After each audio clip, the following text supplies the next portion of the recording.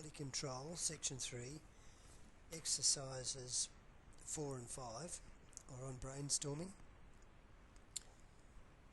Now if we go to our workbook, page 36, it talks about brainstorming. If you're doing this part of the course with a group in the class, you will do an exercise on brainstorming. But if you're on your own, it's a bit hard. So what I've done is given you the results of a brainstorming session. And in your notes, if you have a look at the copy you should have from the server, there is a results of brainstorming session document here, and that's in a Word document as well. What you have to do first of all, we'll just open that up, is categorize the results under these headings: content, delivery, environment and assessment. You can add your own comments if you like.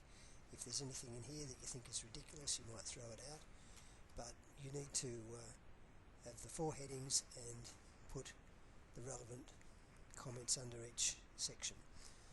Hand that in. Now the next section is to produce a cause and effect diagram from that list. So if we go back to the notes, we'll see the sort of thing they did here. A fish diagram, it's also called.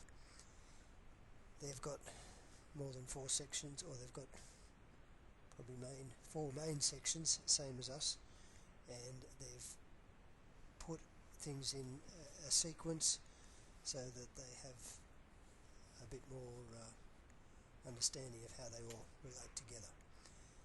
I want you to do that with this list that I've given you, and I should have an example here of what it should look like in the finish. So here's a fish diagram, here's your 4 sections, and all of those suggestions are summarized in the diagram.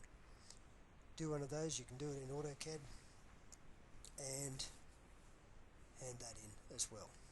Section 4 and 5.